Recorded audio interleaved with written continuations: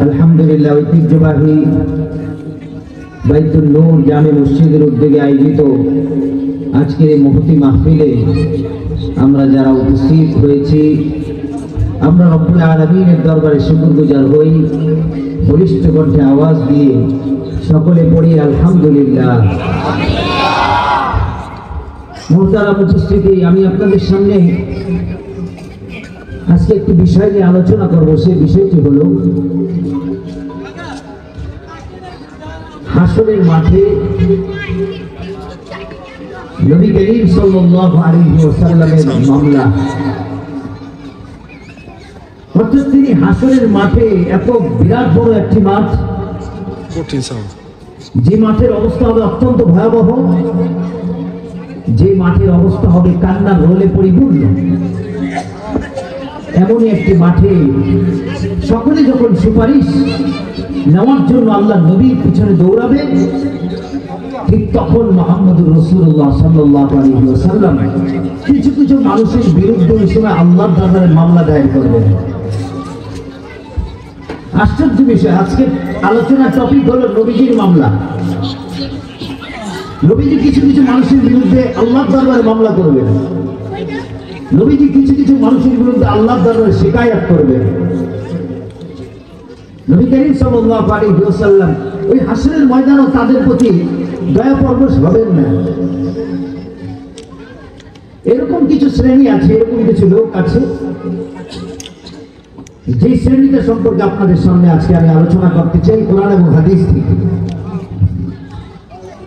মুহতারাম উপস্থিতি, তার আগেই বলতে চাই, আমরা মহান রব্বুল আলামিনের শান মান আর তার কুওয়াত আর তার শক্তিকে আমরা বহুত দুর্বল মনে করেছি। আল্লাহর শক্তিকে আমরা আল্লাহর শক্তি হিসেবে দেখি না, আমরা বহুত দুর্বল হিসেবে দেখি। তাই তো আমাদের কাছে ইসলামের 5 পয়সা দামও নেই, কোরআন এবং হাদিসের দাম আমাদের কাছে নেই, টুপি এবং দাড়ির দাম আমাদের কাছে নাই। তাই তো আপনি গিয়ে দেখবেন ওই যে বাজারের মধ্যে ওই যেখানে চিংড়ি মাছ, যেখানে ঝালমুড়ি, যেখানে আচার, যেখানে এই জুস, এগুলা বেচতেছে, ওই রোডে হাঁটা যায় না, এত মানুষ আর মানুষ, কিন্তু মাহফিলে লোক নেই। তার দ্বারা বোঝা যায় কিয়ামত খুব সন্নিকটে চলে আসছে। আল্লাহ নবী বলেন কিয়ামতের আগে মুসলমান কম হবে, মুনাফিকের সংখ্যা বেশি হবে। বাংলাদেশে আজকে তাকালে দেখা যায় মুসলমানের সংখ্যা কম, মুনাফিকের সংখ্যাই বেশি। ঠিক কিনা জোরাও আছে? যাদের কাছে মাহফিলের কোনো দাম নাই, যাদের কাছে আল্লাহর কোরআনের কোনো দাম নেই, যাদের কাছে রাসূলুল্লাহর হাদিসের কোনো দাম নেই, কি এগুলা মাহফিল টাফিল, হুজুরের আলোচনা করুন, আমি আমার মতো ঝালমুড়ি খাই। আল্লাহর কোরআনের দাম যাদের কাছে নেই, তারা জানোয়ারের চেয়ে নিকৃষ্ট। তাদেরকে আল্লাহ তাআলা বলেন তারা তো জানোয়ারের চেয়ে আরো বেশি নিকৃষ্ট। তাদের কান আছে, তারা শুনবে না, তাদের চোখ আছে, তারা দেখবে না, তাদের জবান আছে, তারা বলবে না আল্লাহর কথা, তাদের দিল আছে, আল্লাহর কথা তারা কল্পনা করবে না, আলোচনায় আনবে না। আল্লাহ তাআলা বলেন উলাইকা কাল আনআম, তারা হলো আনআম তথা জানোয়ারের চেয়ে আরো বেশি নিকৃষ্ট। মুহতারাম উপস্থিতি, এই জন্য আল্লাহর রাসূলের আলোচনায় মজলিসকে মূল্যায়ন করা চাই, আল্লাহ তাআলার কোরআনের আলোচনার মজলিসকে মূল্যায়ন করা চাই। আশেপাশে যারা আছি এসে বসি, অল্প সময়ের জন্য বসি, কিছু না কিছু উপকার হবেই হবে ইনশাআল্লাহুল আজিজ। কাজে আমরা এসে বসি। মুহতারাম উপস্থিতি, আমি আমার আলোচনার মধ্যে প্রবেশ করি। আমি প্রথমেই আপনাদের সামনে তুলে ধরতে চাই হাসরের মাঠের অবস্থা।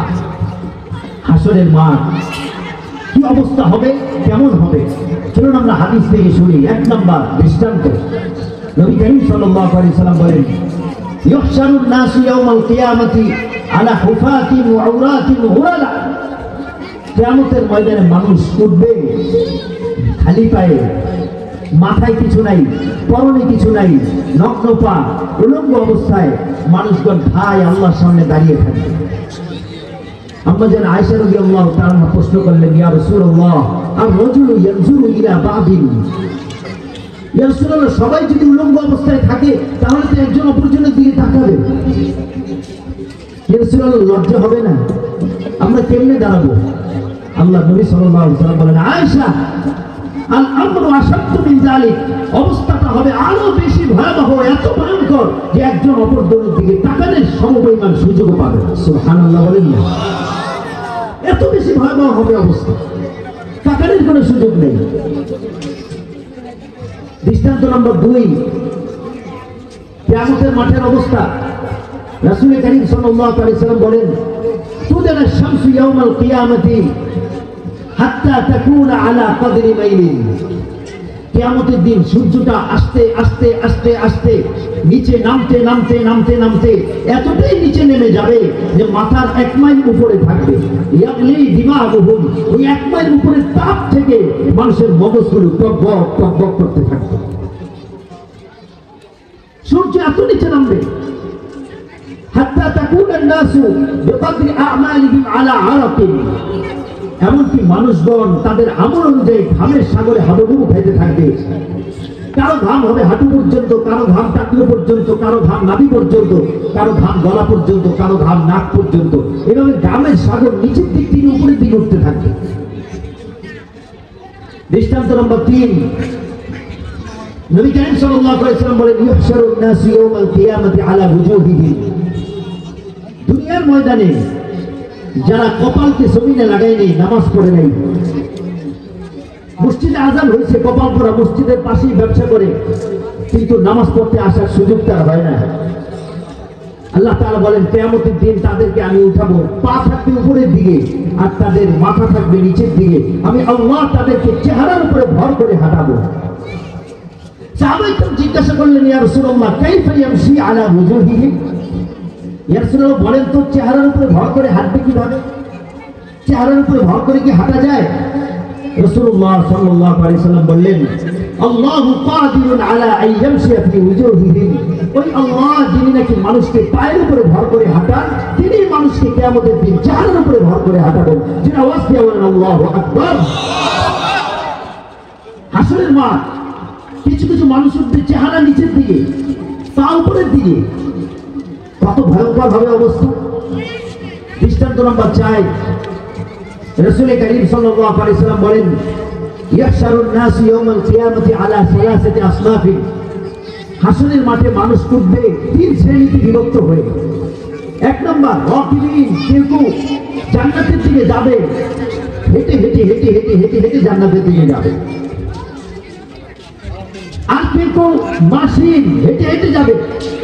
2 নম্বর রাকিবিন, কেউ ঘোড়ায় আরোহণ করে তারপরে তারা জান্নাতের দিকে রওনা হবে। ومنهم الناس يمشي على وجوههم। আর 3 নম্বর কোন মুনাফিককে দেখবেন, তারা নিচের দিকে চেহারাকে নিচের দিকে দিয়ে, পা উপরের দিকে দিয়ে, চেহারা দিয়ে হাঁটতে হাঁটতে হাঁটতে হাঁটতে জাহান্নামের দিকে যাচ্ছে। চেহারা রক্তাক্ত হয়ে যাচ্ছে, পুরা রক্ত গড়ায় গড়ায় পড়তেছে, কখনো উঁচু কখনো নিচু। কিন্তু আল্লাহ তাআলার অর্ডার, কিচ্ছু করার নাই, তুমি চেহারাকে নিচের দিকে দিয়ে হাঁটবে। ওই ব্যক্তি চেহারা নিচের দিকে দিয়ে হাঁটতে হাঁটতে জাহান্নামের দিকে যাইতেছে। দ্বিতীয় শ্রেণী। অবস্থাটা কেমন ভয়ঙ্কর। 6 নম্বর দৃষ্টান্ত, রাসূল করিম সাল্লাল্লাহু আলাইহি ওয়াসাল্লাম বলেন, তুআরাদু আলাল আবদি সুহুফুহু। কিয়ামতের মাঠটা হবে অত্যন্ত ভয়ঙ্কর একটি মাঠ, এবং প্রত্যেকের আমলনামা প্রত্যেকের হাতের মধ্যে দেওয়া হবে। ওয়ায়ুকালু, এবং বলা হবে, ইকরা কিতাবাক কাফা বিনাফসিকা আল-ইয়াওমা আলাইকা হাসিবা। এই তুমি তোমার আমলনামা আজকে পড়ো, আমলনামার মধ্যে পড়ে দেখবা তুমি জান্নাতি না জাহান্নামী। আল্লাহ তাআলা বলেন, ওয়া ইন কানা মিসকাল হাববাতিন মিন খারদালিন আতাইনা বিহা। সাত জমিনের নিচে গিয়ে জাল্লা পরিমাণ একটা নেক আমল করেছো, ওই নেক আমলটাকে আমি আল্লাহ উঠাই না মিজানের দাঁড়িপাল্লায় রাখবো। সুবহানাল্লাহ। আবার 7 জমিনের নিচে গিয়ে জাল্লা পরিমাণ একটা গুনাহ করেছি, কেউ দেখে নাই, আমি আল্লাহ সেই গুনাহটাকে আইনাও মিজানের দাঁড়িপাল্লায় রাখবো। অবস্থাটা কেমন ভয়ঙ্কর হবে। নাম্বার 8, দৃষ্টান্ত নাম্বার 8, হাসরের মাঠের অবস্থা। ক্বালা রাসূলুল্লাহ সাল্লাল্লাহু আলাইহি ওয়াসাল্লাম, আল্লাহ রাসূল সাল্লাল্লাহু আলাইহি ওয়াসাল্লাম বলেন, তু'রাজুল মাওয়াজিন ইয়াওমাল কিয়ামাতি ফালা তুযলামু নাফসুন শাইআ। হাসরের মাঠে মিজানের দাঁড়িপাল্লা কায়েম করা হবে, এমন দাঁড়িপাল্লা তার উপরে জুলুম করা হবে না। মিজানের দাঁড়িপাল্লা। হযরত দাউদ আলাইহিস সালাতু ওয়াস সালাম বললেন, আল্লাহ আপনার মিজানের দাড়িপাল্লাটা আমি একটু দেখতে চাই। দাউদ আলাইহিস সালামকে আল্লাহ তাআলা দেখাইলেন, দেখানোর পরে তিনি বেহুশ হয়ে পড়ে গেলেন। তিনি আবার হুঁশ ফেরার পরে আল্লাহকে বলেন, আল্লাহ এই কাফাতুন একটা দাড়িপাল্লার একটা পাল্লা এত বড়, 7 আসমান 7 জমিনকে যদি পাল্লার মধ্যে রাখা হয় তাহলে বিশাল বড় মাঠের মধ্যে একটা আংটি পড়ে থাকলে যেরকম 7 আসমান 7 জমিন মিজানের দাড়িপাল্লা রাখলে ছোট্ট একটা আংটি নেয়। সুবহানাল্লাহ বলবেন। আমরা এত বড় দাড়িপাল্লা ভরবে কিভাবে আপনার উম্মত?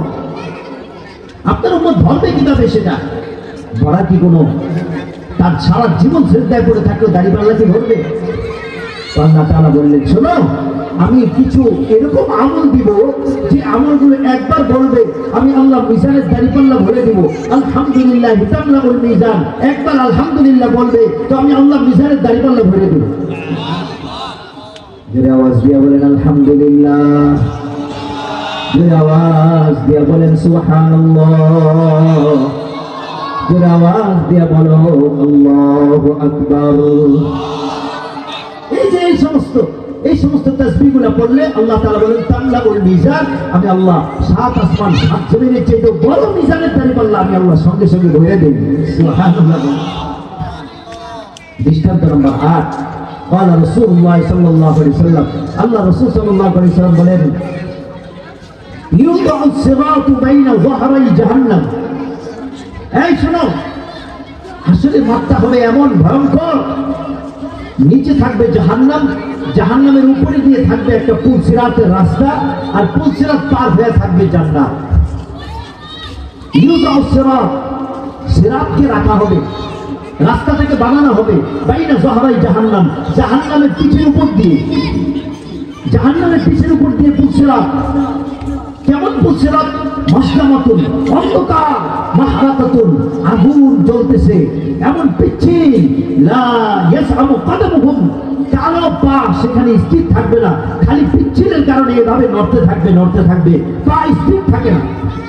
আরো অন্ধকার, আরো চুলের চেয়ে বেশি চিকন, আরো তরবারির চেয়ে আরো বেশি ধারালো।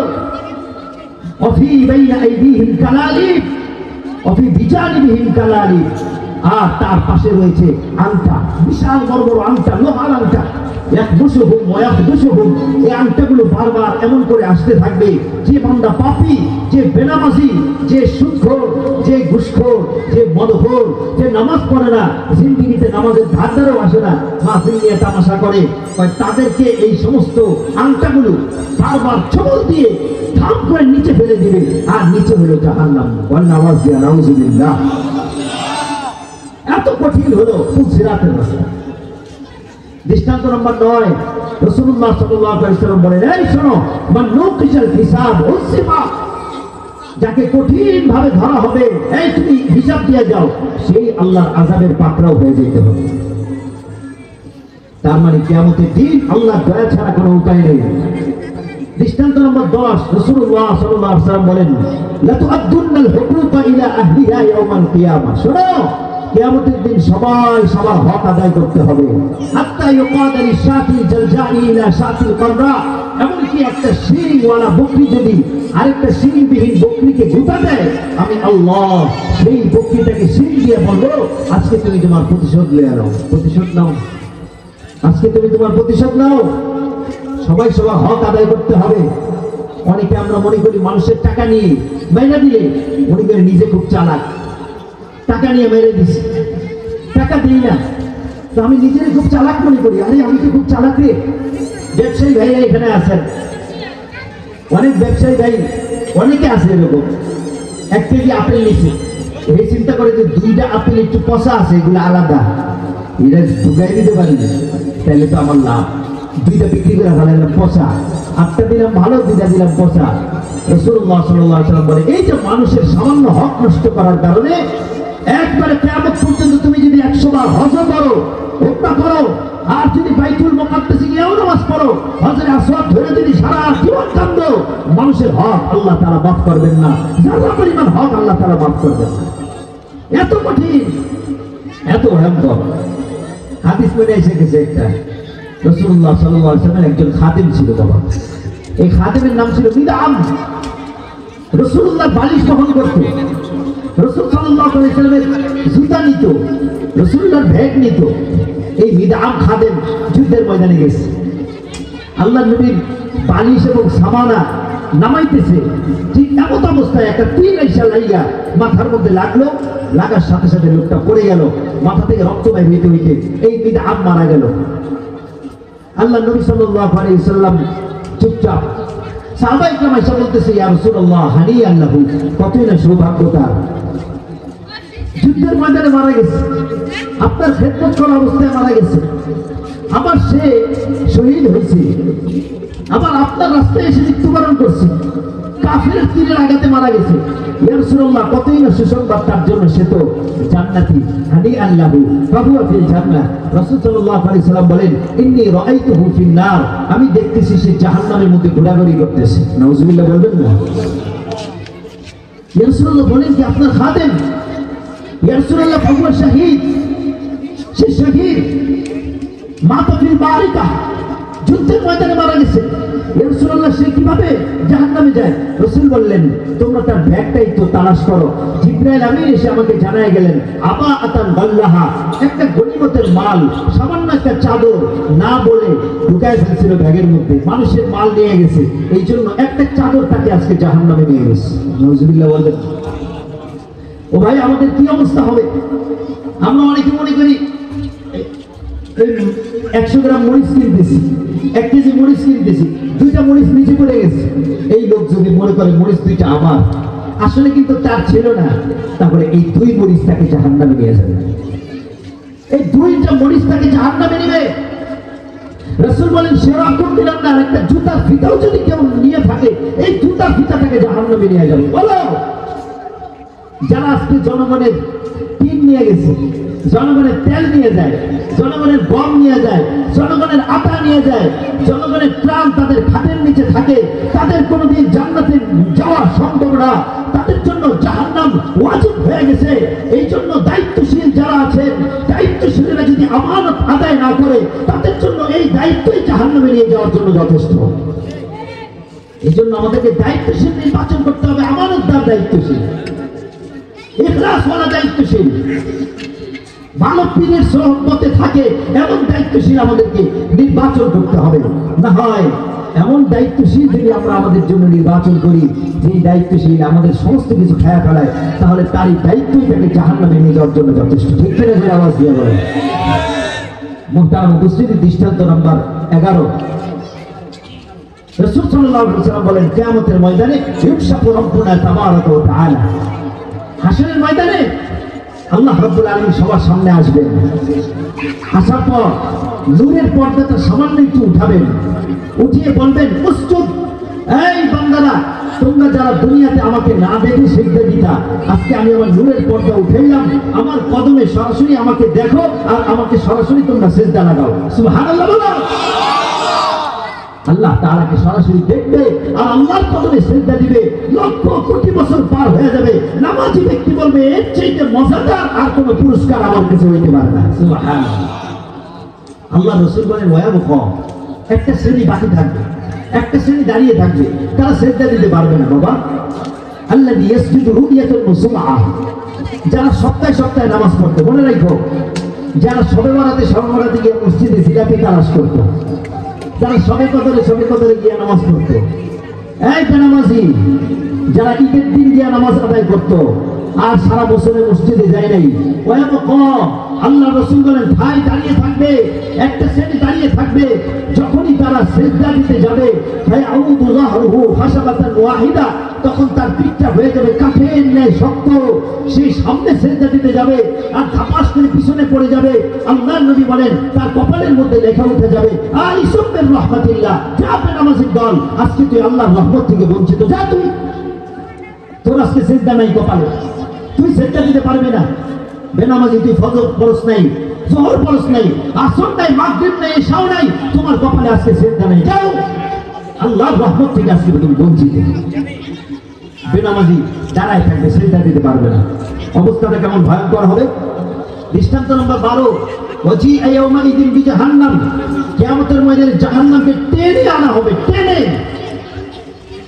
এমন টান দিয়ে আনা হবে জাহান্নাম গর্জন করতে থাকবে, হাও মাও করে গর্জন করতে করতে সামনের দিকে আসবে, মানুষ থরথর করে কাঁপবে। ডান দিকে তাকাবে, ডান দিকে তাকিয়ে দেখবে, ডান দিকে তাকিয়ে দেখবে হাসানা, ডান দিকে তাকিয়ে দেখবে সব ভালো আমলগুলো ডান দিকে সিরিয়াল ধরে আসে। বাম দিকে তাকাবে, বাম দিকে থাকবে বাম দিকে তাকায় দেখবে তার খারাপ আমলগুলো সব বাম দিকে সিরিয়াল ধরে আসছে। সামনের দিকে তাকাবে, সামনের দিকে তাকায় দেখবে জাহান্নামের আগুন দাউ দাউ করে জ্বলতেছে, মানুষ একটা দোল লাগাবে, কে আমাদেরকে সুপারিশ করবে? আদম আলাইহিস সালামের কাছে যাবে, তিনি পাঠিয়ে দিবেন অন্য নবীর কাছে, আমাদের নবীর দরবারে যাবে, আমাদের নবী বলবে আসো, আজকে তো তোমাদের জন্য সুপারিশ করার জন্যই আমি আল্লাহর দরবারে সিজদায় পড়ে আছি। সুবহানাল্লাহ বলে। ঠিক হাসরের মাঠে যখন এই অবস্থা, 12টি হাদিস আপনাদেরকে শোনালাম, ঠিক এই সময় কিয়ামতের মাঠে দ্বিতীয় চিত্রটা ঘটবে। দ্বিতীয় চিত্রটা কি? সূরাতুল ফুরকান আয়াত নাম্বার 27, ইয়াউমা ইয়া'আদ্দুয যালিমু আলা ইয়াদাইহি يقول يا ليتني اتخذت مع الرسول سبيلا।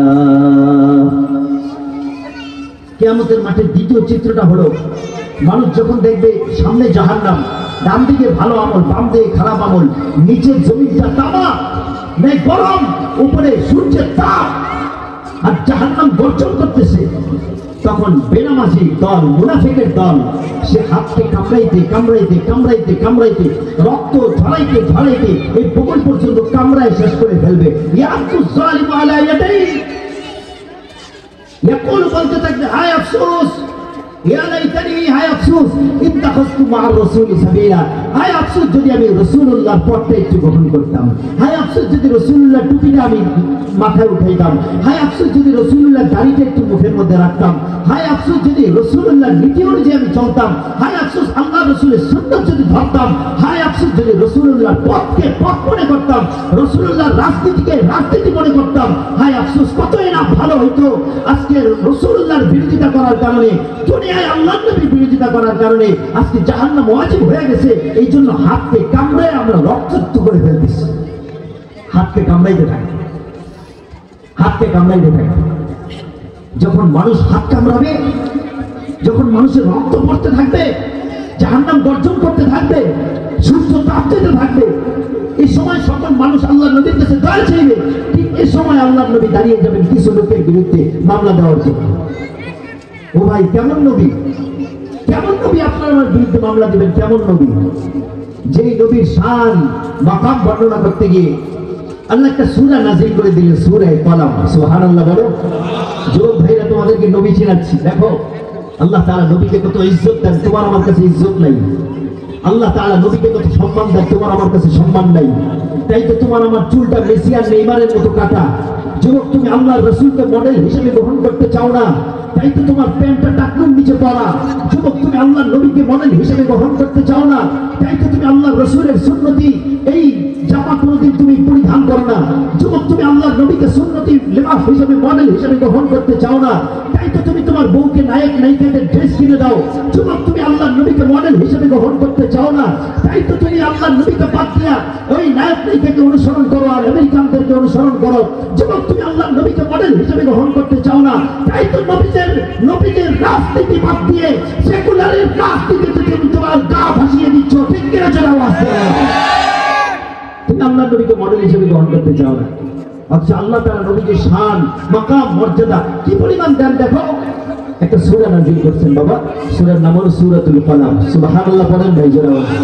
এটা আওয়াজ একটু দেন, মনিটরের আওয়াজ দেন না। আল্লাহ তাআলা বলেন, আল্লাহ তাআলা আল্লাহর নবীর শান এবং মাকাম মর্যাদা বর্ণনা করতে গিয়ে আল্লাহ তাআলা কুরআনুল কারীমের একটি সূরা নাযিল করলেন বাবা, সূরাতুল কলাম। আল্লাহ তাআলা বলেন, নুন ওয়াল কলামি ওয়া মা ইয়াসতুরুন। আল্লাহ তাআলা বলেন, নুন নবী আমার, আমি এমন একটি হরফ দিয়ে এই সূরাকে আমি শুরু করলাম, যে হরফ দিয়ে আমি পুরো আরববাসীকে চ্যালেঞ্জ দিলাম, তোমাদেরকে চ্যালেঞ্জ দিলাম, আমি চ্যালেঞ্জ। পারলে তোমরা সবাই মিলে আমার এই নুন এই শব্দটার অর্থ খুঁজে বের করো। সবাই মিলে পাগল হয়ে গেল। না না, এই শব্দের কোন অর্থ বের করা আমাদের পক্ষে সম্ভব নয়। তাই তো এই নুন হুরুফুল মুকাত্তাআত, পৃথিবীর সমস্ত তাফসীর গ্রন্থের ব্যাখ্যাকারকগণ এই ব্যাখ্যা এসে এই শব্দটার ব্যাখ্যা করতে গিয়ে বলেন আল্লাহু আ'লামু বিমুরাদিহি বিযালিক। এটা এমন একটা অর্থ, যে অর্থটা একমাত্র আল্লাহ ছাড়া আর কেউই জানেন না। বলে সুবহানাল্লাহ। আল্লাহ তাআলা বলেন ওয়াল কলামি ওয়া মা ইয়াসতুরুন। আমি আল্লাহ দামি দামি জিনিসের কসম খাই। কোরআনের মধ্যে যত জিনিসের কসম আমি খাইলাম সব জিনিস দামি। কখন আমি রাতের কসম খাই, কখন আমি দিনের কসম খাই, কখন আমি সূর্যের কসম খাই, কখন আমি চন্দ্রের কসম খাই, কখন আমি বলি ওয়াশ-শামসি ওয়া দুহাহা, কখন আমি বলি ওয়াল কমারি ইযা তালাহা, কখন আমি বলি ওয়াল লাইলি ইযা ইয়াগশা, কখন আমি বলি ওয়াদ দুহা ওয়াল লাইলি ইযা সাজা, কখন আমি বলি ওয়াত-তিন ওয়াজ-যাইতুন, কখন আমি আল্লাহ সূর্যের কসম চন্দ্রের কসম খাই, কখন আমি আল্লাহ সময়ের কসম খাই, কখন আমি বলি ওয়াল আসর ইন্নাল ইনসানা লাফি খুসর, কখন আমি ফজরের সময়ের কসম খাই, কখন আমি বলি ওয়াল ফাজরি ওয়া লায়ালিন আশর, কখন আমি বিভিন্ন জিনিসের কসম খাই। দামি দামি জিনিসের কসম আমি আল্লাহ খাই। আমি আল্লাহ তাআলা আমার নবীর শান, নবীর মাকাম বর্ণনা করতে গিয়ে আমি সাধারণ কোন জিনিসের কসম খাইলাম না বাবা। আমি আল্লাহ কসম খাইলাম ওয়াল কলম ওয়া মা ইয়াসতুরুন, কলমের কসম, কলম যা কিছু লেখছে আমি আল্লাহ তার কসম খাই। আল্লাহ তাআলা কলমের কসম খাইলেন, কলমের কসম। আর কলম যা লিপিবদ্ধ করছে তার কসম। বাবা এই কলমটা কেমন কলম? রাসূলুল্লাহ সাল্লাল্লাহু আলাইহি ওয়াসাল্লাম বলেন, আল্লাহ রাসূল সাল্লাল্লাহু আলাইহি ওয়াসাল্লাম বলেন আউয়ালু মা খালাকাল্লাহু আল কলাম। পৃথিবী সৃষ্টি হওয়ার 50,000 বছর আগে আল্লাহ রাব্বুল আলামিন একটা কলম সৃষ্টি করলেন। পৃথিবী সৃষ্টি হওয়ার 50,000 বছর আগে আল্লাহ তাআলা একটা কলম সৃষ্টি করলেন। কলমকে সৃষ্টি করার পর আল্লাহ তাআলা বললেন হে কলম উক্তুব, তুমি লেখো। কলম বলল মাযা আকতুবু আল্লাহ, আমি কি লিখবো আমাকে আপনি বলে দেন। আল্লাহ তাআলা বলে লেখো উক্তুব মাকাদির কুল্লি শাইইন হাত্তা তাকুমা সাআ। এই কলম তোমার পেটের মধ্যে আমি এলেন দান করলাম। কলম তুমি লেখো কিয়ামত পর্যন্ত যত মানুষ আসবে সব মানুষের তাকদীর লেখা তুমি শুরু করে দাও। সব মানুষের তাকদীর লেখো। কলম তুমি গাছের তাকদীর লেখো, কলম তুমি গাছ মাছের তাকদীর লেখো, কলম তুমি গরুর তাকদীর লেখবা, কলম তুমি সূর্যের তাকদীর লেখো, কলম তুমি চন্দ্রের তাকদীর লেখো, কলম তুমি সকালের তাকদীর লেখো, কলম তুমি বিকালের তাকদীর লেখো, কলম তুমি কিয়ামত পর্যন্ত যা কিছু আসবে সব কিছুর ভাগ্য লেখো, তাকদীর লেখো। তোমার পেটের মধ্যে আমি ইলম দান করেছি, এই ইলম দিয়ে সব মানুষের তাকদীর তুমি লেখো বাবা। আল্লাহ পাক রব্বুল আলামিন তোমার ভিতরে যে ইলম দিয়েছে তা তুমি লিখতে শুরু করো। কলম তাকদীর লেখা শুরু করলো, আসমানের তাকদীর লিখলো, জমিনের তাকদীর লিখলো, গাছের তাকদীর লিখলো, মাছের তাকদীর লিখলো বাবা। সমস্ত জিনিসের তাকদীর লেখা শেষ, আমার তাকদীর লিখলো, তোমার তাকদীর লিখলো, সব জিনিসের তাকদীর লেখা শেষ। জাফাল কলম, কলমের কালিও শেষ, কলম শুকায় গেল। আল্লাহ তাআলা বলেন এটা সেই কলম যে কলম দিয়ে আমি তাকদীর লিখলাম, পৃথিবীর সব মানুষের তাকদীর লিখলাম। অর্থাৎ এমন কলম যে কলম দিয়ে তাকদীর লেখা হয়েছে, পৃথিবীর সমস্ত মানুষের তাকদীর লেখা হইল, গাছের তাকদীর লেখা হইল, মাছের তাকদীর লেখা হইল বাবা, সব জিনিসের তাকদীর লেখা হইল, গোটা পৃথিবীর তাকদীর লেখা হইল। কেমন জানি আল্লাহ তাআলা নবীর শান বর্ণনা করতে গিয়ে গোটা পৃথিবীর কসম খায় বলেন নুন ওয়াল কলামি ওয়া মা ইয়াসতুরুন। সুবহানাল্লাহ। আল্লাহ রাব্বুল আলামিন মাদারিজুস সালিকিন ফি মানাজিল বাইনা ইয়্যাকা না'বুদু ওয়া ইয়্যাকা নাস্তাঈন এই কিতাবের মধ্যে আল্লামা শামসুদ্দিন যাহাবী রাহমাতুল্লাহি আলাইহি বলেন, বাবা এই কলম হলো সেই কলম যেই কলম দিয়ে আল্লাহ ইলমে ওহী লিখছেন, যে কলম দিয়ে আল্লাহ পৃথিবীর বুকে যে ইলম পাঠাইবেন বাবা ওই ইলম লিখলেন, যে কলম দিয়ে কোরআন লেখা হইল, যে কলম দিয়ে তাওরাত লেখা হইল, যে কলম দিয়ে ইনজিল লেখা হইল, যে কলম দিয়ে জাবুর লেখা হয়েছে, এই কলম হলো আসমানি ইলমের কলম। এই কলমের ইলম আল্লাহ তাআলা জিবরাইল আমিনকে দান করলেন। এই কলমের ইলম আল্লাহ তাআলা জিবরাইল আমিন আল্লাহর নবীর কাছে নিয়ে আসে। বাবা এই কলমের ইলম আল্লাহর নবী সাহাবাদেরকে দিয়েছে। এই কলমের ইলমটা বাইতুন নূর মাদ্রাসার মধ্যে আছে।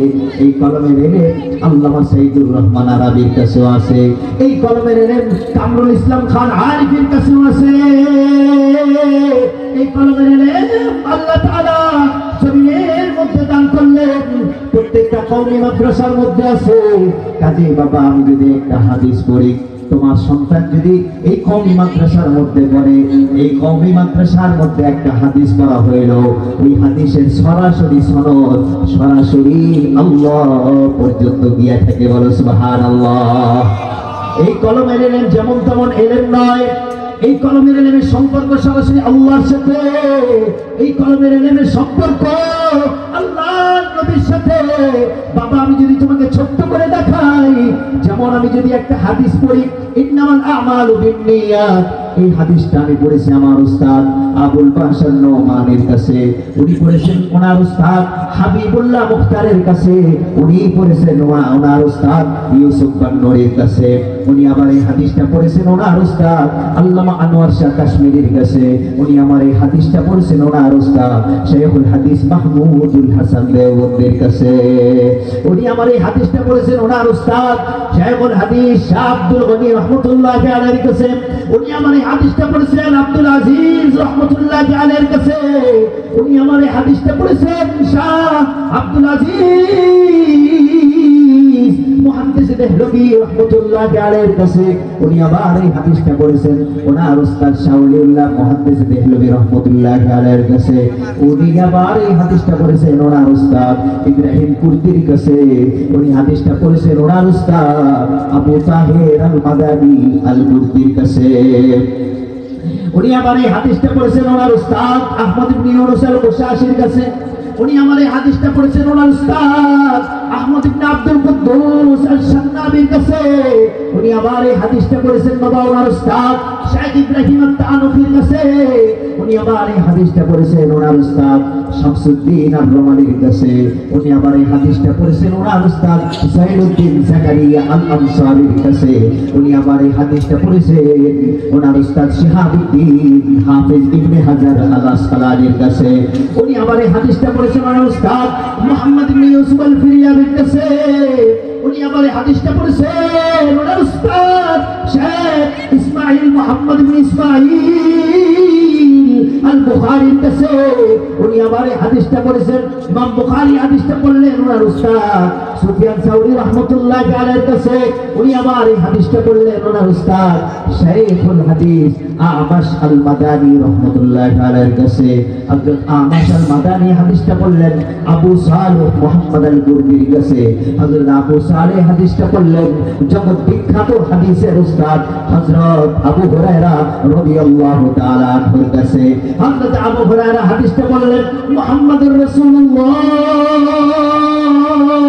সাল্লাল্লাহু আলাইহি ওয়াসাল্লামের কাছে, উনি আমার এই হাদিসটা বললেন ওনার উস্তাদ জিবরাইল আমিনের কাছে বাবা, উনি আমার এই হাদিসটা বললেন সরাসরি আল্লাহ রব্বুল আলামিনের কাছে। জোরে আওয়াজ দিয়ে বলো আল্লাহু আকবার, আরো জোরে আওয়াজ দিয়ে বলো সুবহানাল্লাহ।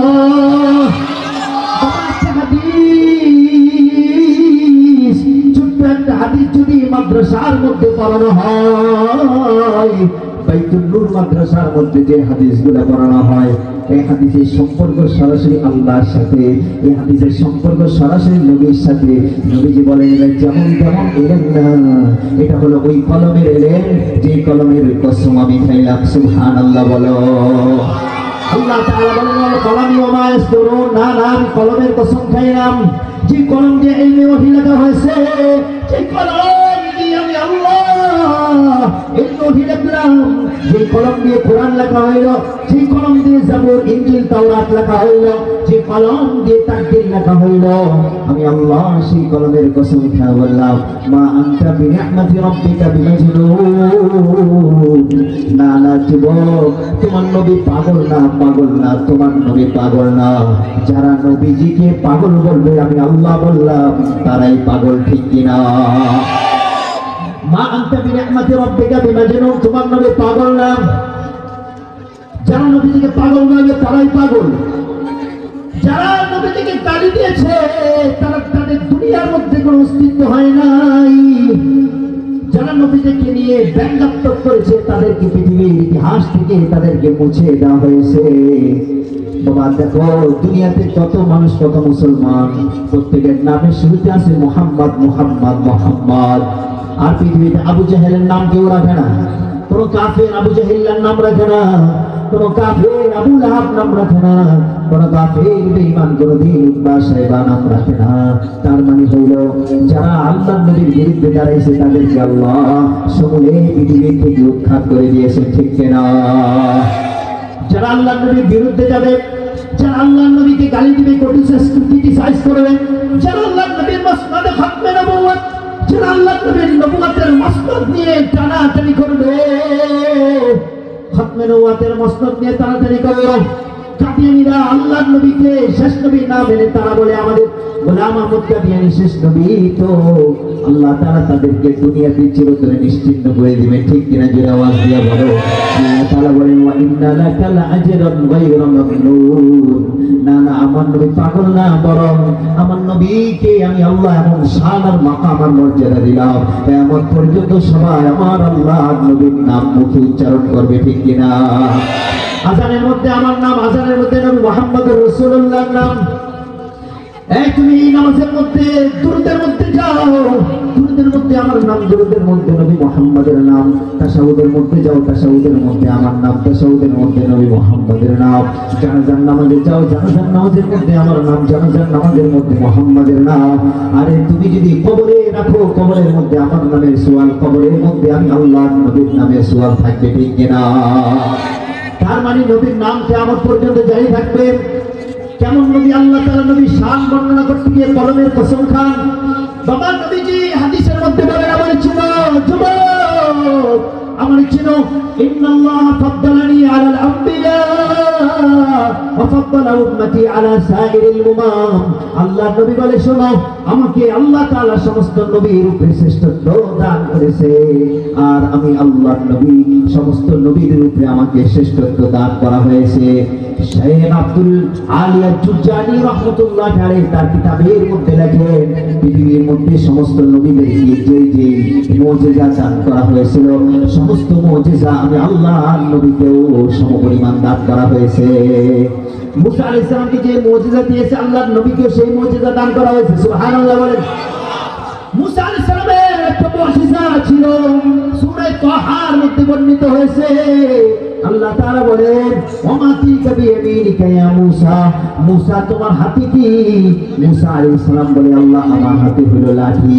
এই তুমি লাঠিটা ছাড়ো, লাঠিটা ছাড়ার সাথে সাথে আলকাহা ফাইদা হিয়া হাইয়াতুন তাসআ।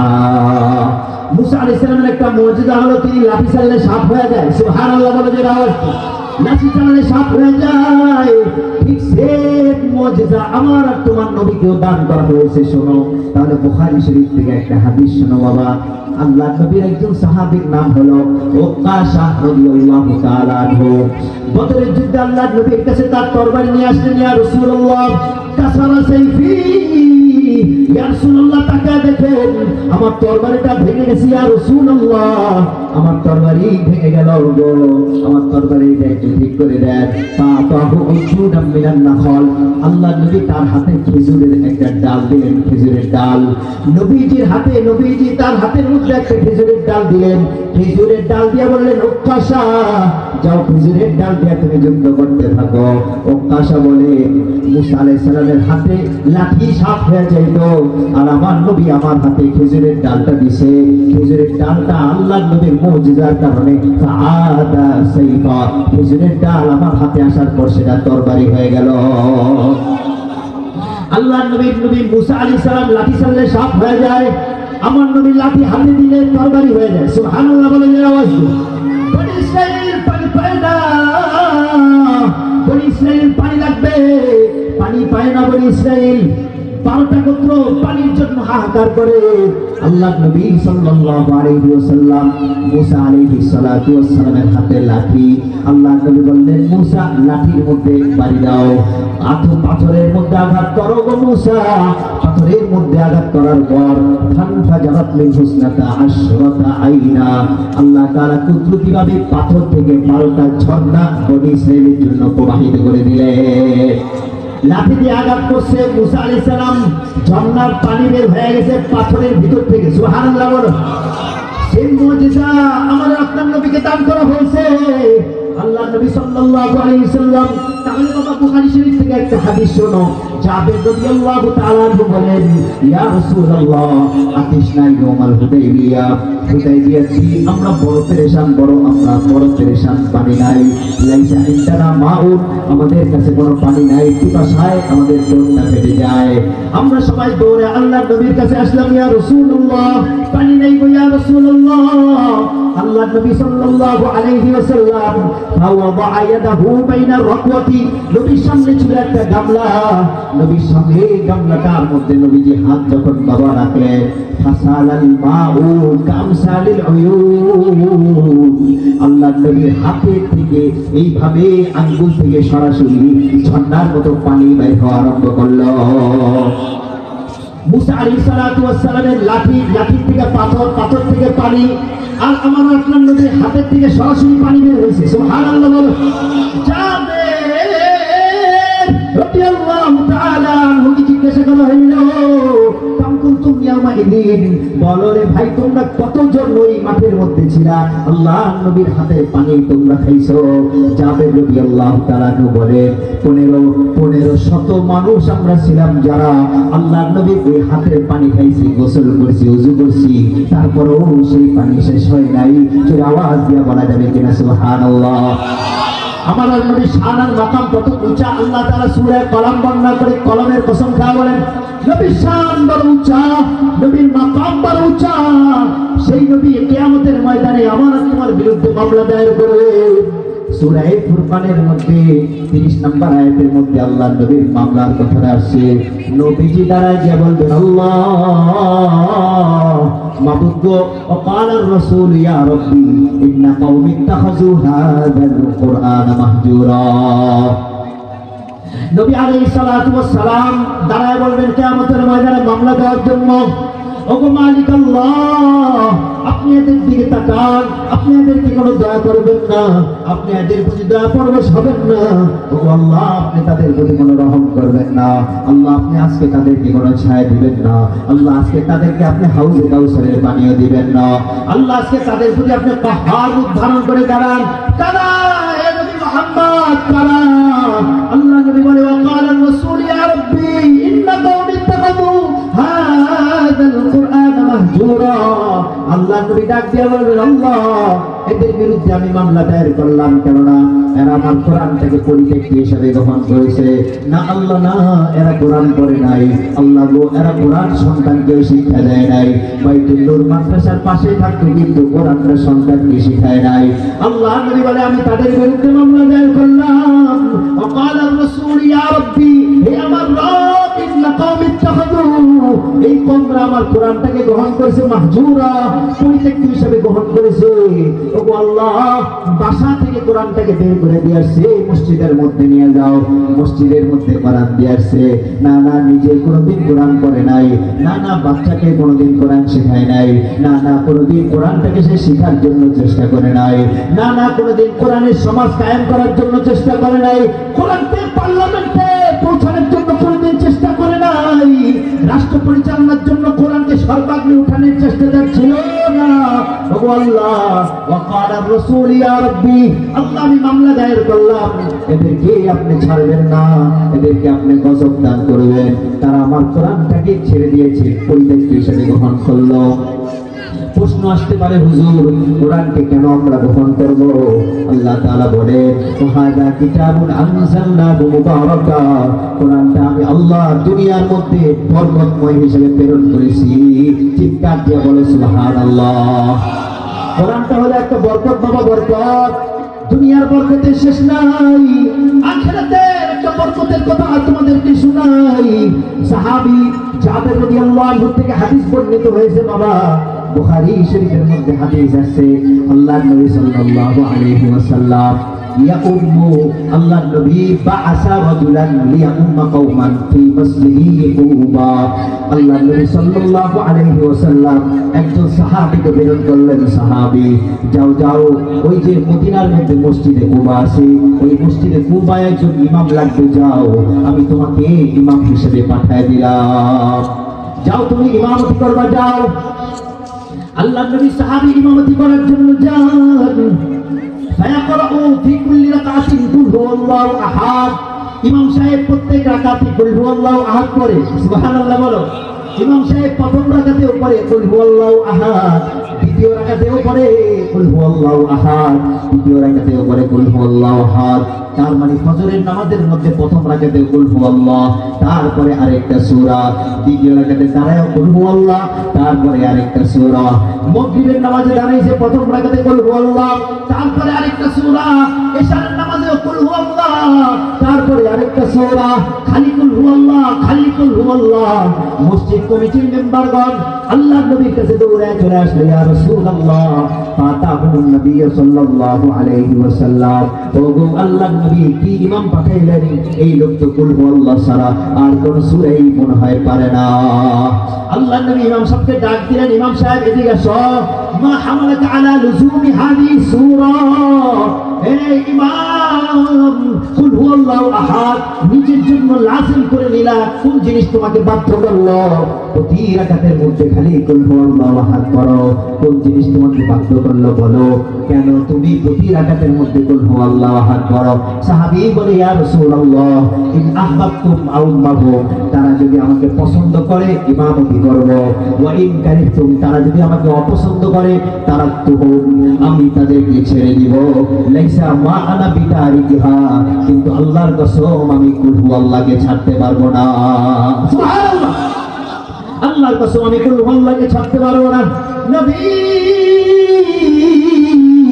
আল্লাহর নবী ডাক দিয়া বলে সাহাবী মা হামালাকা আলা লুজুমি হাদিহি সূরা অন্য সূরা তো আছে এই সূরাটাকে কেন তুমি প্রত্যেক রাকাতে পড়বা সাহাবী বলে ইন্নী উহিব্বু হাদিহি সূরা ইয়া রাসূলুল্লাহ আমি এই সূরাটাকে বড় ভালোবাসি মহব্বত করি আল্লাহর নবী বলে কমিটি ও মসজিদ কমিটি তোমরা চলে যাও আমার এই সাহাবী এই সূরাটাকে এত বেশি মহব্বত করে হুব্বুকা ইয়াহা আদখালাকাল জান্নাহ যাও সাহাবী এই সূরার ভালোবাসায় তোমাকে জান্নাতে নিয়ে যাবে সুবহানাল্লাহ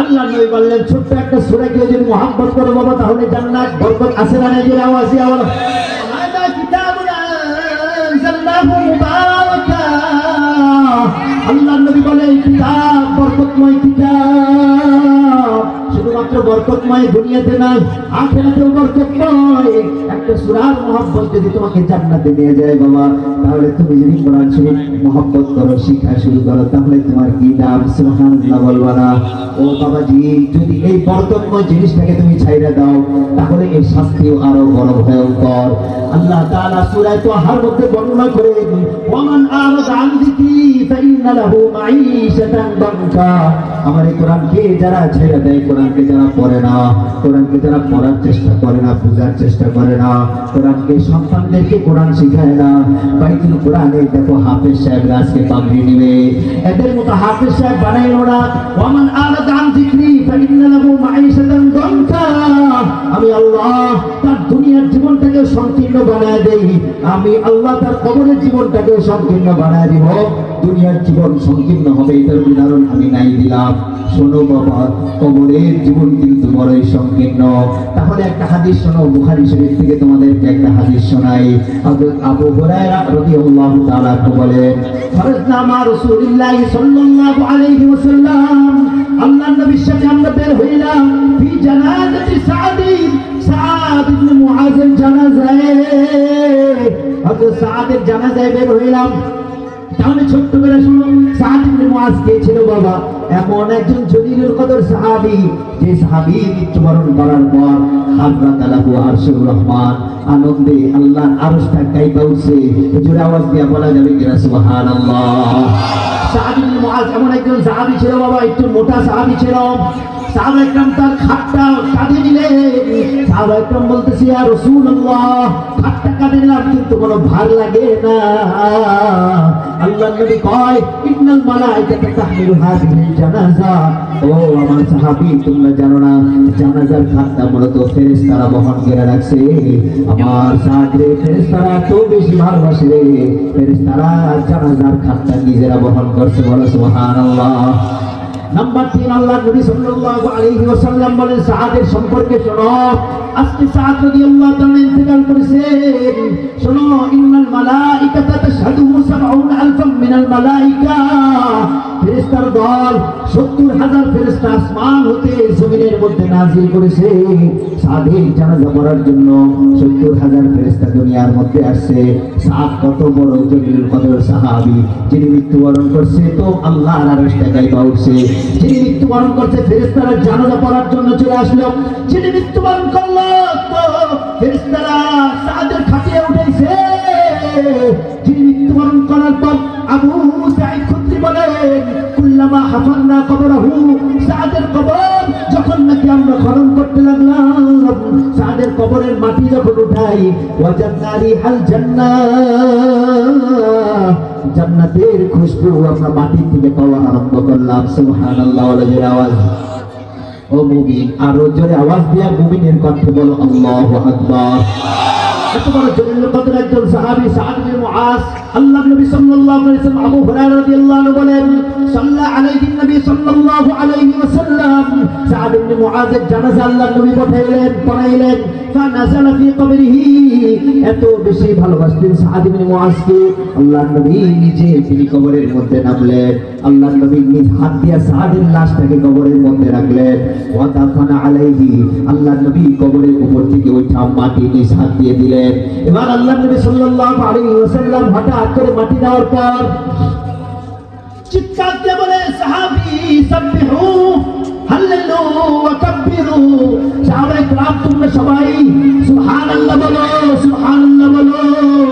ফাসাব্বাহনা সাআতান তাওয়িলাতান। সাহাবায়ে কেরাম বলে আমরা লম্বা সময় সুবহানাল্লাহ বললাম। আবার আল্লাহর নবী কিছু সময় বললেন কাব্বারুন নবী সাল্লাল্লাহু আলাইহি ওয়াসাল্লাম। আল্লাহর নবী জোরে জোরে কিছু সময় বললেন আল্লাহু আকবার, আল্লাহু আকবার, আল্লাহু আকবার। ফাকাব্বারনা সাআতান তাওয়িলা। আমরা লম্বা সময় তাকবীর দেওয়া আরম্ভ করলাম, আল্লাহু আকবার বললাম। জোরে বলতে বলো আল্লাহু আকবার। আল্লাহর নবী বলে হাল্লালান নবী। সাহাবী বলে আল্লাহর নবী কিছু সময় বললেন লা ইলাহা ইল্লাল্লাহ। জোরে আওয়াজ দিয়ে আমার সাথে বলো লা ইলাহা ইল্লাল্লাহ, লা ইলাহা ইল্লাল্লাহ, লা ইলাহা ইল্লাল্লাহ। আল্লাহর নবী দীর্ঘ সময় সুবহানাল্লাহ বললেন। আল্লাহর নবী দীর্ঘ সময় আলহামদুলিল্লাহ বললেন। আল্লাহর নবী দীর্ঘ সময় লা ইলাহা ইল্লাল্লাহ বললেন। সাহাবায়ে কেরাম জিজ্ঞাসা করলেন, ইয়া রাসূলুল্লাহ, ইয়া হাবিবাল্লাহ, বলবেননি আমাদেরকে লিমা সাব্বাহতা ওয়া লিমা হাল্লালতা ওয়া লিমা কাব্বারতা। বলেন আল্লাহর নবী কেন আপনি দীর্ঘ সময় সুবহানাল্লাহ বললেন? বলেন আল্লাহর নবী কেন আপনি দীর্ঘ সময় আল্লাহু আকবার বললেন? বলেন গো কেন আপনি দীর্ঘ সময় লা ইলাহা ইল্লাল্লাহ বললেন? আল্লাহর নবী সাল্লাল্লাহু আলাইহি সাল্লাম সাহাবীদেরকে দিয়ে হাতটাকে এভাবে দিয়ে বলেন, লাকাদ তাদায়াকা হাদাল কবর আলা আবদিহি। ও আমার সাহাবী, সাদ ইবনে মুআজকে জমিনের মধ্যে রাখার সঙ্গে সঙ্গে মাটিটা চারদিক দিয়ে সংকীর্ণ হইতে হইতে তাকে চাপ লাগানো আরম্ভ করলো। যখন আমি আল্লাহর রাসূল তোমাদেরকে নিয়ে সুবহানাল্লাহ বললাম, একটু ফাঁকা হইল, একটু তাকবীর দিলাম, আর একটু ফাঁকা হইল, লা ইলাহা ইল্লাল্লাহ বললাম, ওই সময় কবরটা আর একটু ফাঁকা হয়ে গেল।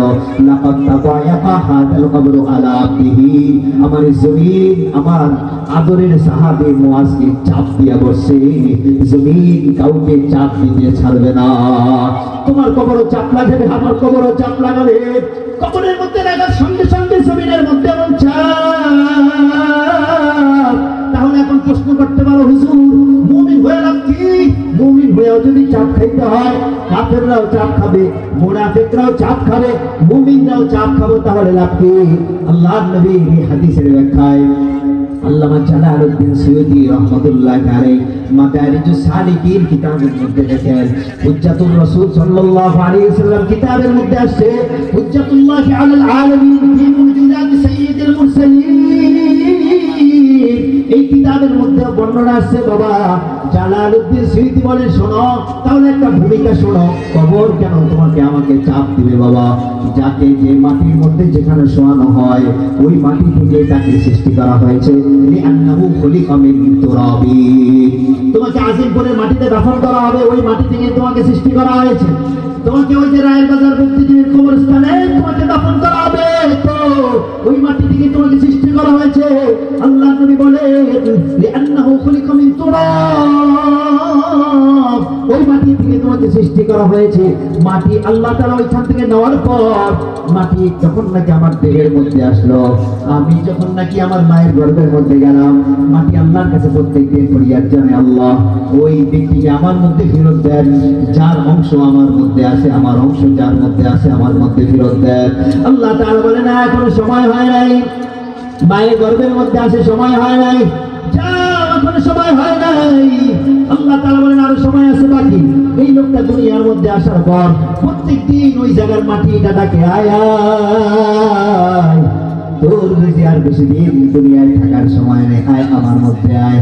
আকাম মুকাম করে আমি কি এমন চাপ দেব, এক চাপ দিয়ে এক পাশের হাড্ডি গুলো আরেক পাশের হাড্ডির মধ্যে ঢুকে তাড়াবো, আয় আয় তাড়াতাড়ি আয়, বেয়াদব কোথাকার জানোয়ার, তাড়াতাড়ি আয়, নামাজ পড়স না, আল্লাহর নবী সুন্নাত রাখস না, তাড়াতাড়ি আয়।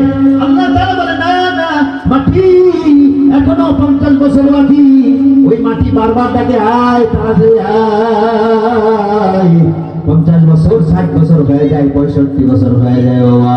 যখন নাকি তার মৃত্যুর সময় হয়ে যায়, মাটি আনন্দে আত্মহারা হয়ে যায়। লোকটা যদি ঈমানওয়ালা হয়, লোকটা যদি নামাজীওয়ালা হয়, লোকটা যদি কোরআন পড়নেওয়ালা হয়, লোকটা যদি কোরআনকে মহব্বত করনেওয়ালা হয়, লোকটা যদি মসজিদ মাদ্রাসাকে মহব্বত করনেওয়ালা হয়, আল্লাহ নবী বলে কবরের মধ্যে রাখার সঙ্গে সঙ্গে ওই যে জালালউদ্দিন সুয়ুতী বলে, দাম্মাতুম কাদাম্মিল ওয়ালিদাতিশ শাফীকা। দীর্ঘদিন একটা সন্তান বিদেশে থাকার পর, সন্তান দেশে আসার পর মা কান্না করে দৌড়ে যায়, সন্তানকে জড়ায় ধরে, বাবা রে এতদিন পরে তুমি আসলা, এতদিন হয়েছিল আমার বুকের ঘর। মা যেমন নাকি আদরে সন্তানকে জড়ায় ধরে, একজন ইমানদার কবরের মধ্যে যাওয়ার পর মাটি ওই ইমানদারকে আলিঙ্গন করার জন্য, কোলাকুলি করার জন্য তার সামনে অগ্রসর হয়ে যায়। সুবহানাল্লাহ বলো। তার মানে মাটি তোমাকে আমাকে চাপ দেবে না, খোলাখুলি করবে। সুবহানাল্লাহ বলেন জোরে আওয়াজ দিয়ে। দাম্মাতুম কাদাম্মিল ওয়ালিদাতিশ শাফীকা, মাটি চাপ দিয়ে দেখবে তার ভিতরে ঈমান আছে, তার ভিতরে কোরআন আছে নাকি, তার ভিতরে সাদাকা দান আছে নাকি, তার ভিতরে কোন দান খায়রাত আছে নাকি, নামাজ আছে নাকি। মাটি যখন চাপ লাগায় দেখবে, হ্যাঁ হ্যাঁ তার ভিতরে সব কিছু ঠিক আছে, আল্লাহ নবী বলেন এবার মাটিটা তার জন্য, তার চোখ যত দূর পর্যন্ত যায়, কবরটা অত দূর পর্যন্ত তার জন্য প্রশস্ত হয়ে যাবে। জান্নাত থেকে একটা গেট লেগে যাবে, জান্নাতের থেকে সরাসরি নাজেমনে আমলগুলো কবরের মধ্যে আসতে থাকবে। জান্নাতের থেকে ফল মূলগুলো আল্লাহ তাআলা কবরের মধ্যে পাঠাবে। শুধু এতটুকু নয়, জান্নাতের বিছানা আল্লাহ কবরের মধ্যে বিছায় দিবে, আর বলবে ঘুমাও, কিয়ামত পর্যন্ত তোমাকে আর কেউ ডিস্টার্ব করবে না। বলো সুবহানাল্লাহ। আর যদি বেনামাজির দল, মুনাফিকের দল, দান খয়রাত জিন্দেগিতে করো নাই, আল্লাহর রাস্তায় কোনোদিন তুমি সামনে অগ্রসর হও নাই, কোরআন শরীফ জিন্দেগিতে তুমি পড়ো নাই, কোরআন পড়ার জন্য তুমি চেষ্টা করো নাই, তুমি জিন্দেগিতে আল্লাহর কোরআনকে মহব্বতকারী হও নাই, সন্তানটাকে কোনোদিন তুমি কোরআন শেখাও নাই বাবা। কবরের মধ্যে শোয়ানোর পর কবর যখন নাকি চাপ দিয়া দেখবে, না না তার মধ্যে নামাজ নাই, না তার মধ্যে রোজা নাই, না তার মুখের থেকে বিড়ির গন্ধ, না তার মুখের থেকে মদের গন্ধ, তার কপালের মধ্যে কোনো সিজদা নাই। আল্লাহ নবী বলে কবরটা ওই সময় এমন জোরে একটা চাপ লাগাবে, এক পাশের হাড্ডিগুলো আরেক পাশের হাড্ডির মধ্যে ঠাস ঠাস করে ঢুকে যাবে। একদিকে কবরের চাপ, আরেকদিকে আল্লাহ তাআলা 99টা সাপ কবরের মধ্যে পাঠাবে। 99টা সাপ চলে আসবে বাবা। একবার সবর দিবে তো 40 বছর পর্যন্ত বেকু দিয়া মাটি খনন করলে যত দূর পর্যন্ত যায় অত দূর পর্যন্ত ওই লোক নিচে চলে যাবে। আল্লাহ নবী বলে এভাবে তাকে কামড়াই দিয়ে থাকবে 40টা 99টা সাপ কামড়াবে। শুধুমাত্র এতটুকুতে শেষ নয় বাবা, কবরের চাপ শুরু হয়ে গেল। 99টা সাপ এসে বলল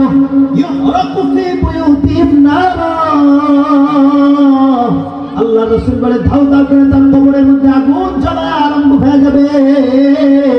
ধাও ধাও করে তার কবরের মধ্যে আগুন, তার কবরের মধ্যে সাপ, তার কবরের মধ্যে চাপ, আবার তার কবরের মধ্যে মাথার কাছ দিয়ে দাঁড়ায় যাব একটা দুর্গন্ধওয়ালা ব্যক্তি, মাথার কাছ দিয়ে দাঁড়াবে দুর্গন্ধওয়ালা ব্যক্তি। বাবা হাদিস শরীফের মধ্যে আছে, হুজুরকে জিজ্ঞাসা কইর, বুখারীর হাদিসের মধ্যে আছে তার মাথার সামনে দুর্গন্ধওয়ালা একজন ব্যক্তি দাঁড়ায় যাবে। রাজুলুন সুউল হাসান, এমন দুর্গন্ধওয়ালা, তার মুখের দুর্গন্ধ, তার চেহারার দুর্গন্ধ, তার লিবাসের দুর্গন্ধ, তার শরীরের সাথে বসা যায় না, টিকা যায় না। দাঁতে দিয়া মুখে দিয়া এত বড় বড় দাঁত নিয়ে আইসা মাথার সামনে দিয়া দাঁড়ায় যাবে। বেনামাজি লোকটা বলবে এই ভাই কে তুই? আমার কবরের মধ্যে আযাবের শেষ নাই, দেখ না সাপগুলা কামড়ায়, দেখ না কবরের আগুন আমাকে কি পরিমাণ যন্ত্রণা দেয়, দেখ কবরের আগুন আমাকে একবার উপরে উঠায় আবার আমাকে নিচে নামায়, আবার কবর আস্তে আস্তে এসে আমাকে এমন জোরে চাপ দেয়, এক পাশের হাড্ডিগুলো আরেক পাশের হাড্ডির মধ্যে ঢুকিয়ে যায়। দেখলে আমার তো কবরের আযাব শেষ নাই, এরপরও মাথার কাছ দিয়ে কে তুই এসে দাঁড়াইলো? লোকটা বলবে আনা আমালুকাস সাইয়্যা, এই তুই আমার চিনস না বেনামাজির দল, আমার চিনস না, আমি হইলাম তোর ওই আড্ডাবাজি। নামাজের টাইম হইতো, বাইটু করে আযান হইতো, তুই এই যে পাশে বসে বসে টাস খেলতি মনে আছে নিকা? হ্যাঁ, আমি হইলাম তোর ওই আড্ডা, তোর টাস, তোর জুয়া, তোর মদ, তোর গামছা, আমি হলাম তোর বিড়ি, আমি হলাম তোর সিগারেট, আমি হলাম তোর গাঞ্জা, আমি হলাম তোর মদ, আমি হলাম তোর বাবা ইয়াবা ট্যাবলেট, যা তুই খাইলি দুনিয়ার ময়দানে সবগুলা খারাপ আমল। আমাকে আল্লাহ এমন একটা রূপ দান করছে, আমি তোকে জাহান্নামে না নিয়ে যাব না, চল তোরে আমি জাহান্নামে নিয়ে যাব, আমি তোরে মারবো। এবার কবরের মধ্যে আগুন ধরে শাস্তি দেয়, কবরের মধ্যে 99 সাপ তারা শাস্তি দেয়, আবার একদিকের আগুনের চাপ আরেকদিকের হাড্ডিগুলোর টাস টাস করে ঢুকা ফেলায়। কবরের মাথার সামনে দেয়া রয়েছে দুর্গন্ধওয়ালা খারাপ আমল। বাবা তুমি এই যত খারাপ আমলগুলো মাথার সামনে এসে দাঁড়াবে। পক্ষান্তরে শোনো, হাদিসের মধ্যে আসছে একজন ইমানদার যখন নাকি কবরের মধ্যে শুবে, বাবা কবরের মধ্যে শোয়ার পর ওই যে মাটি আস্তে আস্তে আইসা তার শরীরের মধ্যে একটু আলিঙ্গন করবে, মাস করবে, দেখবে না রে তার মধ্যে নামাজ আছে, না রে মুরব্বির মধ্যে জিকির আছে, না মুরব্বির মধ্যে কোরআন আছে, না মুরব্বির মধ্যে দান সদকা আছে। কবরটা আবার প্রশস্ত হয়ে যাবে, বলো সুবহানাল্লাহ। এই ব্যক্তিও দেখবে মাথার সামনে একজন ব্যক্তি এসে দাঁড়ায়, হে ভাই কে তুমি? কি তোমার পরিচয়? কেন তুমি আমার মাথার কাছ দিয়ে এসে দাঁড়াইয়া? মা আরাফতুকা, আমি তোমাকে চিনতে পারি নাই। ওই লোকটা বলবে কেন আমাকে তুমি চিনতে পারো নাই?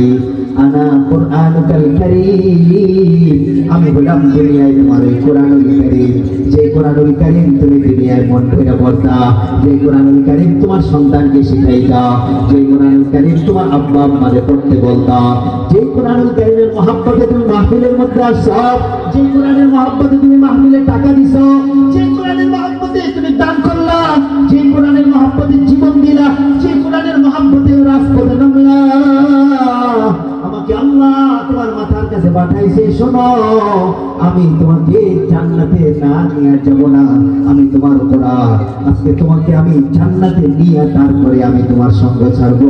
চিৎকার দিয়ে বলা যাবে কিনা সুবহানাল্লাহ? মেরে ভাইরা, আমার সিদ্ধান্ত তোমরা নাও, মুমিন হয়ে কবরে যাইবা না মুনাফিক হয়ে কবরে যাইবা? সিদ্ধান্ত তোমরা নাও, নামাজ নিয়ে কবরে যাইবা না নামাজ না নিয়ে কবরে যাইবা? সিদ্ধান্ত তোমরা নাও। মুমিন কোরআনকে মহব্বত করে কবরে যাইবা না কোরআনকে ছাইরা কবরে যাইবা? আল্লাহ নবী মামলা দায়ের করে বলবেন, আল্লাহ এদেরকে আপনি গজব দান করে, কেননা এরা আমার কোরআনকে ছেড়ে দিছে। ভাই, সময় আসছে আমাদের চিন্তা করার।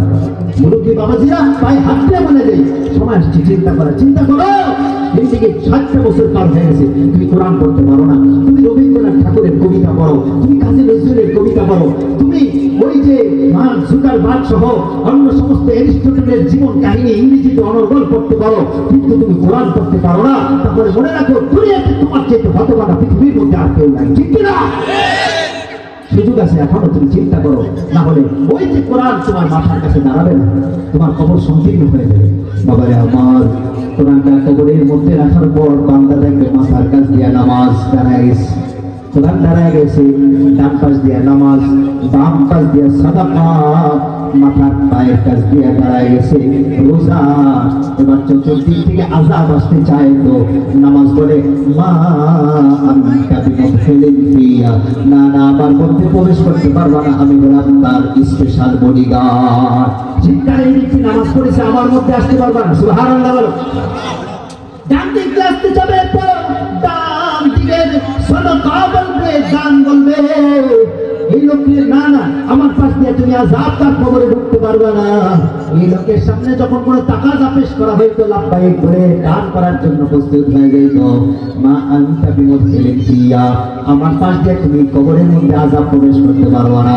বাম দিক দিয়ে দাঁড়াবে সওম, মাথার পাশ দিয়ে পায়ের কাছ দিয়ে দাঁড়ায় যাবে যাকাত ও সাদাকা এবং হাত ধরো। এজন্য চলো আমরা এই কবরের মধ্যে আমরা একটু সাদাকার সওয়াব নিয়ে যাই, কবরের নামাজের বডিগার্ড বানাই, কবরের মধ্যে সাদাকার বডিগার্ড বানাই, কবরের মধ্যে সওমের বডিগার্ড বানাই। কারণ আমাদেরকে শেষে কিন্তু ওই 3.5 হাত মাটির নিচে শুইতে হবে। ঠিক কিনা করে আওয়াজ দিয়ে বলো।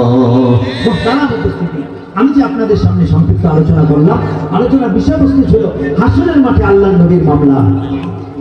তাহলে কঠিন হাসরের ময়দান নবীকে দাঁড়ায় বলবেন, এই এদের বিরুদ্ধে মামলা, এরা দিনের জন্য কাজ করে নাই, এরা কোরআনকে ছেড়ে দিছে, এরা কোরআনকে মহব্বত করে নেই, পরেও নেই, সন্তানকেও পরে নেই, এবং কোরআনের জন্য তারা কোনোদিন সামনে অগ্রসর হয়নি। মেরে ভাই, আসেন আমরা কোরআনকে পড়ি, পড়ার চেষ্টা করি, বুঝার চেষ্টা করি, পড়তে থাকি। সন্তানদেরকেও মাদ্রাসায় পড়া মানুষের মতো মানুষ বানাই।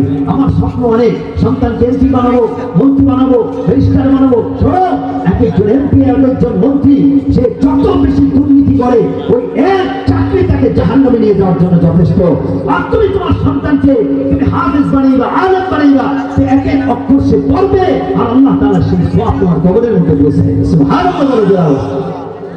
তারা উপস্থিতি, বিশাল বড় একজন বক্তা আসতেছেন আমাদের সামনে, কারি আবুল কাসেম সাহেব। আমার বাবা ওয়াজটা শুনে দেখবেন, চমৎকার ওয়াজ করে আমার ভাই মুফতি কামরুল ইসলাম আলী রিশা, অত্যন্ত বড় একজন আলেম, বড় একজন দার্শনিক। আপনাদের পাশেই থাকেন, এই মাদ্রাসায় থাকেন, আপনারা ওনার সাথে যোগাযোগ করবেন, ওনার কাছে এসে কোরআন শেখার জন্য চেষ্টা করবেন। বাবা, আমার বয়ানের শেষ লগ্নে আমি তোমাদের কাছে এই মাদ্রাসা এবং এই মাহফিলের যে বিশাল আয়োজন, এই যে আমার ভাই সাইদুর রহমান